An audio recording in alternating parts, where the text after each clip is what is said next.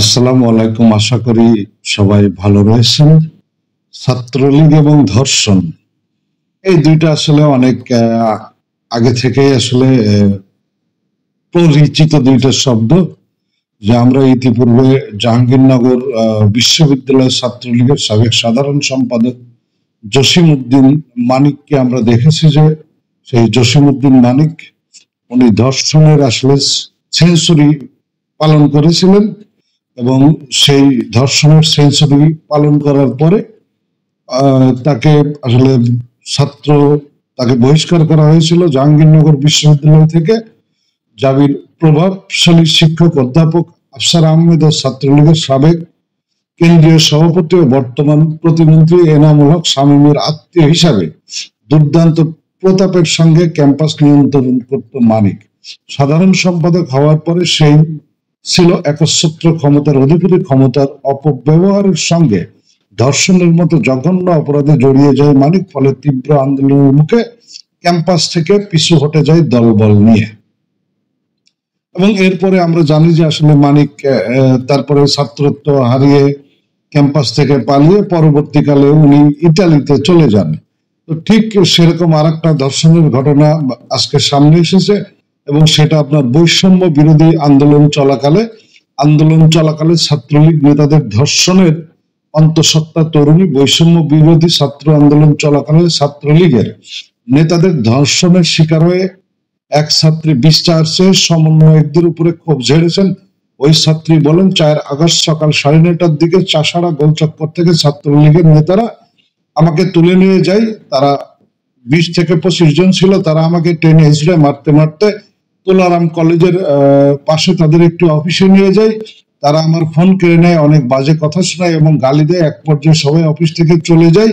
থাকে শুধু 2 জন। সেই 2 জন আমাকে ধর্ষণ করে। এটা ছিল ওই ছাত্রীর বক্তব্য। শনিবার 22 ফেব্রুয়ারি শিল্পকলা একাডেমির জাতীয় চিত্রশালা মিলনায়তনে জুলাই গণ অভ্যুত্থানের নারীদের সম্মুখ ভূমিকা নিয়ে ছবি ও তথ্যের আর্কাইভ প্রদর্শনী অনুষ্ঠানে এসব কথা বলেন আন্দোলনে অংশ নেওয়া ওই ছাত্রী।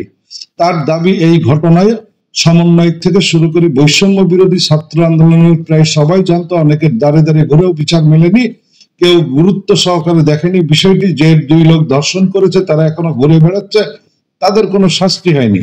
তিনি অভিযোগ করেন, আমি যখন সমন্বয়ক উমামা ফাতেমা আপুকে বিষয়টি জানাই, তিনি বলেন তোমার সাথে অনেক খারাপ হয়েছে। তারপরে এই বিষয়টি উনি ক্লোজ করে দেন।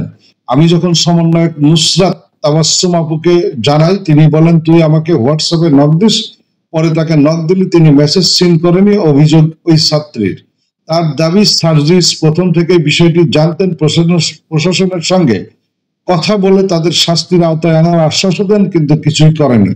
ওই শিক্ষার্থী জানান 10 নভেম্বর তারিখে তিনি অন্তঃসত্ত্বা হওয়ার বিষয়টি জানতে পারেন এবং 31 ডিসেম্বর তার গর্ভপাত করানো হয়। এদিকে সমন্বয়ক নুসরাত তাবাসসুম এক ফেসবুক স্ট্যাটাসে লিখেছেন, ওই ছাত্রীকে সব রকম সাহায্য দিতে চাওয়া হয়েছিল। তার পরিবার সঙ্গে কথা বলে তার সুচিকিৎসা নারায়ণগঞ্জের ঘটনাস্থলে তদন্ত মামলা সবকিছুর কথা বলা হয়েছিল, কিন্তু সে চেয়েছিল অন্য কিছু, কিন্তু তার অনুমতি ব্যতি রেখে আমি সেটা প্রকাশ করতে পারছি না। এছাড়াও ওই ঘটনায় ঢাকা বিশ্ববিদ্যালয়ের ছাত্র ও সামাজিক আন্দোলন কর্মী মহিউদ্দিন রনি তার ভেরিফাইড ফেসবুক পেজে একটা স্ট্যাটাস দিয়েছেন। ফেসবুক স্ট্যাটাসে তিনি লিখেছেন, 6 মাস পর জনতার জন্য ক্ষমতা নাকি ক্ষমতার জন্য জনতা। এখন এই প্রশ্নগুলো বারবার মাথায় ঘুরপাক খাচ্ছে। আর কত প্রাণ দিতে হবে বিচার পাওয়ার জন্য। মহিউদ্দিন রনি আরো লিখেছেন, রাজনৈতিক দলগুলো ডক্টর ইউনূসের সঙ্গে বৈঠকে বসে বিচারের দাবি না তুলে কি নিয়ে আলাপ করে। দলগুলোর প্রতিনিধিরা মাইকের সামনে যে কথা বলে, জনতা নির্বাচন চাই। কেউ কি বলে না জনতা শহীদ গাজীদের বিচার চাই, এই বোনের ধর্ষকদের বিচার চাই। তো আসলে এটা একটা মর্মান্তিক ঘটনা। কারণ যেই বৈষম্য বিরোধী ছাত্র আন্দোলন চলাকালে আমরা দেখেছি যে আসলে ছাত্রলীগ যুবলীগের নেতা কর্মীরা কিভাবে এই সমস্ত ছাত্রদের উপরে হামলা করেছে, তাদেরকে হত্যা করেছে। কিন্তু এই যে ধর্ষণের এই ঘটনা এবারে আসলে সামনে আসলো, এবং এইটা আসলে আজকে সংবাদ সম্মেলনের মতো একটা জায়গায় যেহেতু উনি সাংবাদিকদের সামনে আসলে কতটা মানুষ অসহায় হইলে এই ধরনের একান্ত ব্যক্তিগত সমস্যাগুলো তুলে ধরতে পারে। তো আমরা আশা করি বাংলাদেশের বর্তমান যারা ক্ষমতায় আছে সেই সাথে বৈষম্য বিরোধী ছাত্র আন্দোলনের যারা সমন্বয়ক আছে তারা যে কোনো ভাবে এই ছাত্রীর আসলে সাথে যা ঘটে গেছে সেটার বিচার করবে এবং যারা এর সাথে জড়িত এই ধর্ষণের সাথে যে দুজনের কথা উনি বলছে তাদেরকে অবশ্যই আইনের আওতায় আনা হবে। তবে এখানে কে বা কারা ধর্ষণ করেছে সেই ব্যাপারে কিন্তু ওই ছাত্রী আসলে সুনির্দিষ্ট ভাবে তাদের কোনো নাম বলে নাই। তো ভালো থাকবেন সবাই।